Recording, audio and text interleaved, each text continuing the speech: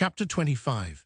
Slytherin maneuvers PT-114 April 1992 to Harry's amazement, and despite the presence of a homicidal Dark Lord and a git who lived sharing the same school, second semester had been almost boring.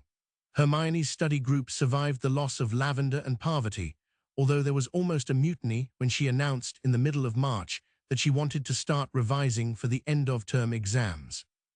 The Gryffindor Four, as Jim, Ron, Dean and Seamus came to be known, improved dramatically in potions class under Lavender's tutelage, at least until Draco, in a display of childishness, began to sabotage Jim's potions on a regular basis. Jim could never prove it to Snape's satisfaction, not that Snape needed much of a reason to dock points from. The other Potter, as the potions master insisted on calling Jim even to his face.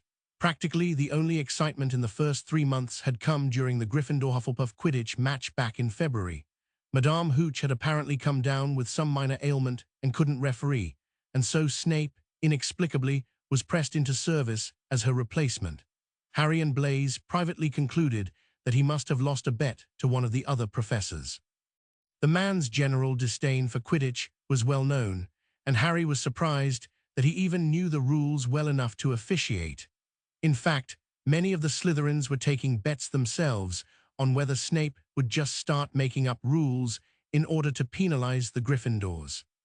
Apparently, the Lions were afraid of the same thing because Jim was so focused he caught the snitch in under 5 minutes, a new school record, much to the embarrassment of the Badgers' somewhat cocky new seeker, third-year Cedric Diggory. This early morning found Harry sitting in the library reading the disguised occlumency book Snape had given him. It was Tuesday, and classes were cancelled, as most students would be leaving that afternoon for Easter break and not returning until the next Monday evening. Unfortunately, quite a few more Slytherins were staying at school that had remained over the Christmas holidays.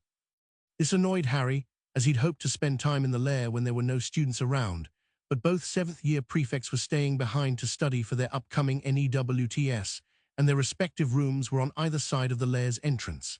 Hermione and Neville sat across the table from Harry studying when the door to the library opened up, and to Harry's surprise, Hagrid entered. He'd had a few reasonably decent interactions with the half-giant, but they weren't on close terms. In fact, Hagrid actually seemed somewhat nervous around Harry, who assumed that Jim and Ron had poisoned the man against him with anti-Slytherin propaganda. Regardless, the spectacle of Hagrid in the Hogwarts library was enough to catch Harry's interest. He was further intrigued when Hermione and Neville began watching Hagrid intently while trying, and failing, to be discreet about it. Hagrid himself was equally amusing as he sought to make his way stealthily through the library to the section on magical creatures and then back out again with several books about dragon breeding. It was like watching an elephant trying to tiptoe.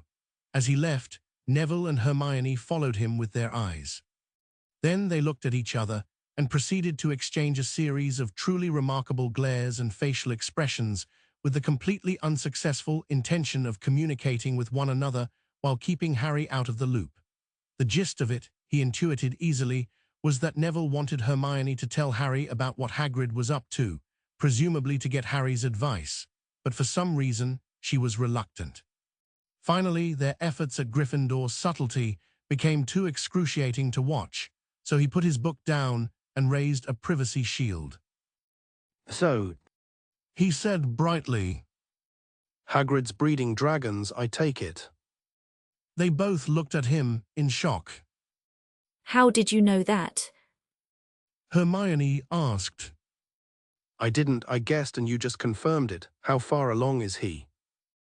Hermione wouldn't answer, so Neville finally said, Little Norbert is supposed to hatch in another week or 2. Norbert, of course, that's adorable. Plus, we've already reached the accessory before the fact stage. Tell me, Hermione, have you looked up the sentence for illegal dragon breeding yet?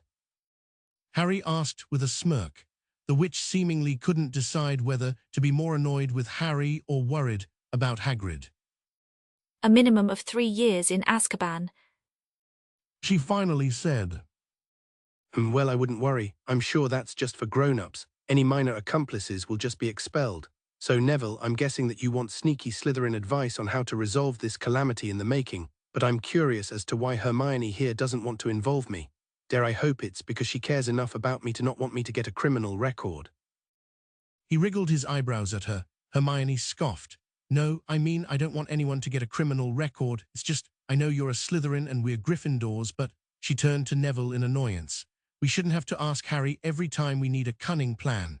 Gryffindors can be cunning when we need to be. Summoning incredible reserves of will. Harry did not laugh out loud. Neville just shook his head. Hermione, He said despairingly, right now the closest thing we have to a cunning plan is the one Ron came up with. Harry did snicker at that, albeit apologetically. sorry, you're going with the Weasel's plan. Please tell me what it is. I need something to brighten my day. The two lions glared at him. It's not that bad. Hermione said in a huff. Ronald's brother Charlie works at a dragon sanctuary in Romania.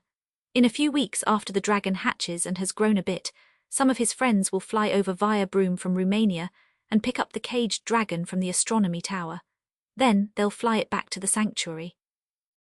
Harry nodded at that, and then started ticking off points one by one on his fingers.